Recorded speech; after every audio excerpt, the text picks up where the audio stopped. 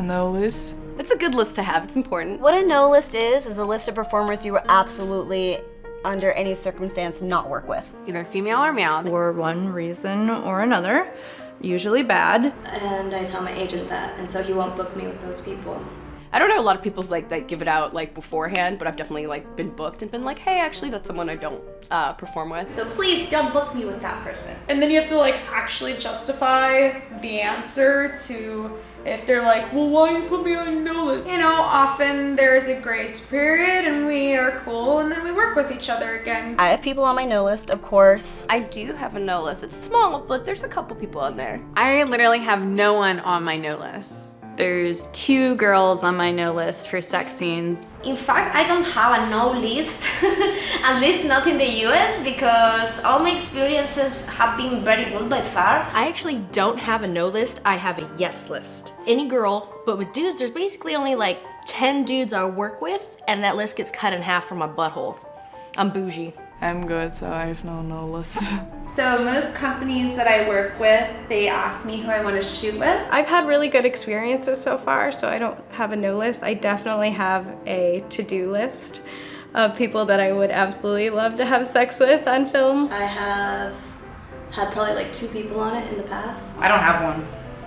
I'd bang anybody. What does it take to someone to be in my no list? Somebody were to show up on set with an open wound, of which I've been on set with that means no. If you're blatantly racist or nasty on social media, I'll put you on my no list. Has either had a bad reputation in the community or you personally just don't find attractive or anything like that. To get on my porn no list, you have to be like openly misogynistic in a not sexy fashion. Misogynistic in a sexy fashion? Totally fine. I do that fucking shit all the time. It's usually with the newer guys, they just don't know what they're doing and they just tend to complain. Or if they were to show up on set with a bad test, if they had tested positive for an STD, then I would say no. If you show up with an obvious outbreak of some kind, you're going on my no list because you don't care about my health, and that I have a problem with. For me, if you don't really like girls and you're just doing it for the money, I will absolutely put you on a no list. Because I want girls, I want my scenes to be as real as possible. And if your vagina is not up to par, no list.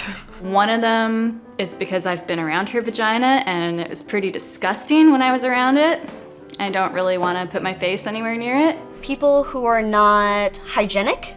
And I'm not just one time, because sometimes, you know, things happen. If you're not hygienic the second time I fuck you, I'm sorry, I'm not gonna fuck you again because I will gag. And I politely say something to you and you flip the fuck out and make a huge deal out of it, we're not having sex again. But I suppose if someone is not professional or they are not like, they don't take care of me, that would be a good reason for being in a no list. Probably if they were like real assholes. When someone don't respect you and something. If someone was mean to you, or if someone was really rough with you on a set, or if you just flat out don't like the person or you don't have good chemistry. Like if you don't like women and you don't want to fuck women or work with women or be intimate with women, why would I want to have sex with you? That's no. If I don't like feel safe, especially if I'm like subbing, like if someone is just like, I know has like bad boundaries or is a dick, like, and I don't, you know, I don't trust them to do that with me. There was one guy that I worked with who, I don't think he knew a lot about BDSM, but he tried really fucking hard, and he was like choking me out during this one scene, and I like passed out, and that's definitely not allowed to happen. In most cases, in pretty much all cases it doesn't. But with this guy in particular, he went way too hard. Like he bit my neck until it bled, and he kept hitting me, and just, he was like using BDSM as a form of abuse. And so after that scene, I never worked with him again. I guess to get on my no list, you would really have to be a piece of shit. If someone has a poor attitude, I've been on set where I'm supposed to work with a person and she looks at the PA and she goes, can you do this? Can you do that? Wipes her fucking vagina, drops it on the floor.